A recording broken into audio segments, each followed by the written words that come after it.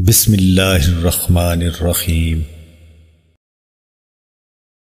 حضرت عبداللہ بن عمر رضی اللہ تعالیٰ عنہ سے روایت ہے کہ رسول اللہ صلی اللہ علیہ وآلہ وسلم نے ارشاد فرمایا، کیا تم جانتے ہو کہ اللہ تعالیٰ کی مخلوق میں کون سب سے پہلے جنت میں داخل ہوگا؟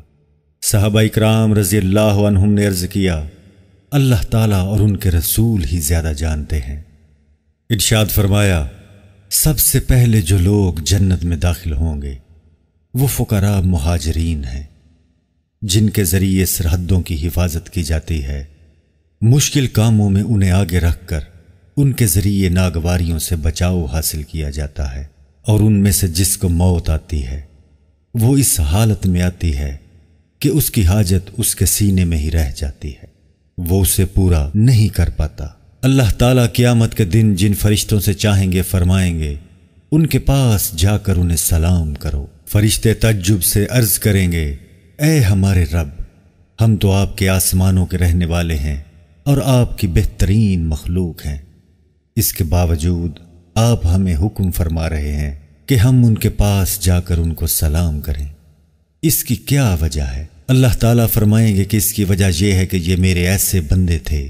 جو میری عبادت کرتے تھے، میرے ساتھ کسی کو شریک نہیں ٹھہراتے تھے، ان کے ذریعے سرحدوں کی حفاظت کی جاتی تھی، مشکل کاموں میں انہیں آگے رکھ کر ان کے ذریعے ناگواریوں سے بچاؤ حاصل کیا جاتا تھا، اور ان میں سے جس کو موت آتی تھی اس کی حاجت اس کے سینے میں رہ جاتی تھی،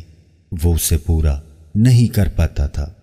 چنانچہ اس وقت فرشتے ان کے پاس ہر دروازے سے یوں کہتے ہوئے آئیں گے کہ تمہارے صبر کرنے کی وجہ سے تم پر سلامتی ہو، اس جہاں میں تمہارا انجام